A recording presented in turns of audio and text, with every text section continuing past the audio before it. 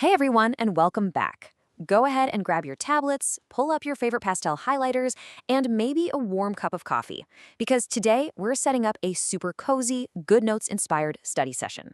We are diving into MAF201, and specifically, we're going to master marginal and absorption costing. Now, I know this topic can feel a bit heavy when you're just flipping through dry textbook pages, but as your study guide today, I promise we're going to break this all down into clear, highly visual, and totally manageable steps. By the end of this explainer, you're going to be calculating product costs and reconciling statements absolutely like a pro. But first, just look at this calming little aesthetic right here and take a deep breath. Seriously, accounting really doesn't have to be intimidating. We're going to build this house brick by brick. So no stress, no panic, just logical, easy steps. We are going to ace this topic together, and I'll make sure to point out all those sneaky little exam traps that usually catch students off guard. So here is our beautiful syllabus for today's explainer. 1. Costing basics. 2. Mastering marginal costing. 3. Mastering absorption costing. 4. Reconciling the differences. And finally, 5. Exam tips and common mistakes. Let's dive in. Kicking things off with Section 1, Costing Basics. Let's meet our main characters. Think of marginal costing and absorption costing like two totally different managers making decisions for the exact same company. They look at the identical factory, the identical materials, but they follow totally different rules for one golden item: fixed manufacturing overheads. You know, things like factory rent, costs that just literally do not change whether you make 1 unit or 10,000 units. Under marginal costing, fixed overhead is treated as a period cost, meaning it's just written off against the total contribution at the end of the month. But absorption costing? Well, it's a traditional rule follower. It treats fixed overhead as a product cost. That means a tiny little slice of that factory rent is glued to every single unit produced. You've got to remember this golden rule because it's the key to everything else we're about to do. Okay, so the absolutely crucial point in marginal costing is finding the contribution. Imagine taking a bright pink virtual highlighter to this formula right here. Gross contribution equals sales less variable cost of production. See, marginal costing is completely obsessed with variables. It only cares about costs that change based on production, like direct materials and direct labor. It uses this to help management make quick, short-term decisions, kind of like deciding whether to accept a special order during a recession. Moving right along to Section 2, Mastering Marginal Costing. Let's actually put this into practice with a company called Carry Enterprise. We always want to tackle this in 2 bite-sized steps. Step 1, calculate the production cost per unit. So for Carry, we add up direct material at 2 ringgit 60 cents, direct labor at 3 ringgit, and variable production overhead at 40 cents. That gives us a really clean RM 60 cents per unit. Notice what's missing there? Yep, no fixed costs. Then step 2 is using that RM 60 cents to build our actual statement of profit or loss. And here is our beautifully completed statement.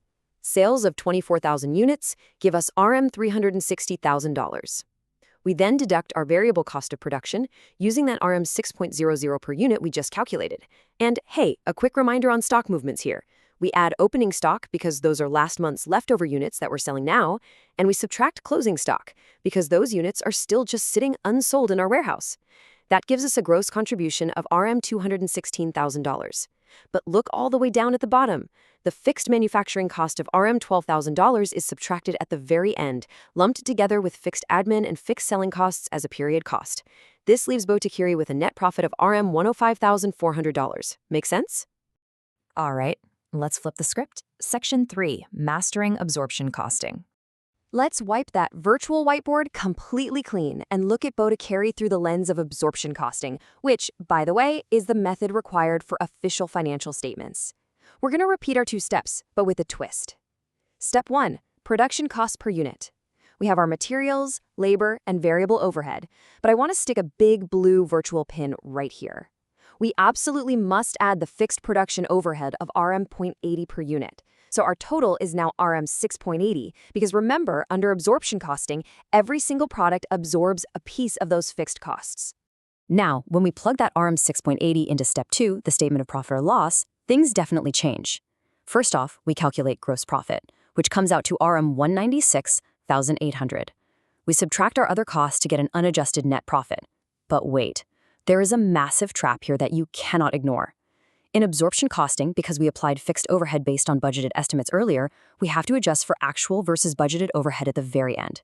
For Botakiri, we had an overabsorption of RM4000, bringing our final adjusted net profit to RM102,200. Okay, plot twist time. Section 4, reconciling profit differences. Think about what we just saw.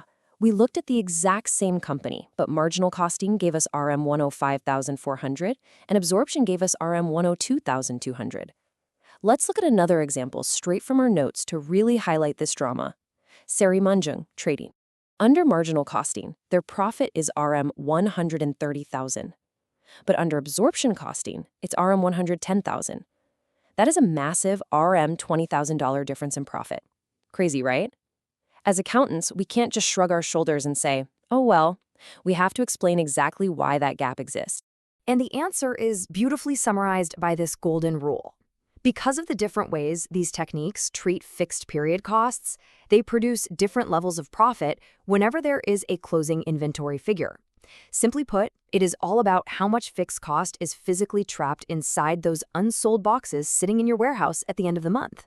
So, to fix this, we build what's called a reconciliation statement. It's essentially a peace treaty between the two methods. We start with our marginal costing profit of RM130,000. We add the difference hidden in the closing stock, which is 1,000 units multiplied by the RM20 fixed cost, giving us plus RM20,000. Then we subtract the difference hidden in the opening stock, 2,000 units times RM20, giving us minus RM40,000.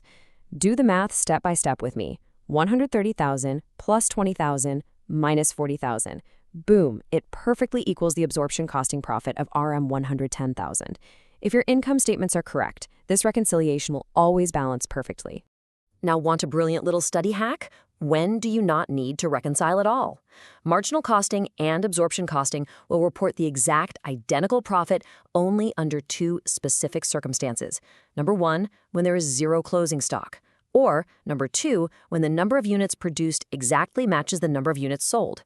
If you see either of those situations in an exam question, you instantly know your final profit numbers should match. We are in the home stretch. Section 5, exam tips and common mistakes. Consider this my direct one-on-one coaching to you. Picture these rules written on a bright neon sticky note on your screen so you don't fall into the traps examiners absolutely love to set for diploma students. First trap. Misclassifying costs. Remember, marginal costing classifies costs by behavior, like is it variable or fixed. Absorption classifies by function, is it production or non-production. Do not mix those up. Second trap, forgetting the under or overabsorption adjustment at the very end of your absorption statement. If you forget that, your whole reconciliation is going to fail. And third, ignoring stock movement. You must always double-check your opening stock plus your production minus your sales to ensure your closing stock unit count is dead accurate. Honestly, the absolute best way to lock this all into your brain is to practice it yourself.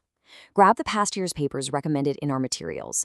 Specifically, I want you to look up the Deep Beauty SDNBH question from December 2019, Star Cookware from June 2019, or High Tech Toys from December 2018. Apply the exact two-step methods we just covered to those specific questions. Well, look at us. You now know exactly how marginal costing treats fixed overheads as period costs and how absorption costing glues them right to the product. You know how to build both statements, and you know how to reconcile the differences to the exact ringgit. You've mastered the core concepts. You know the sneaky traps to avoid. So are you ready to maximize your exam scores? I know for sure that you are. Keep those digital notes colorful and keep practicing those past papers. But as we wrap up, it really makes you wonder, if a simple, completely legal accounting choice can change a company's profit by thousands of ringgit on paper, what other financial illusions are hiding in corporate statements out there? Keep learning, keep studying hard, and I will see you in the next explainer.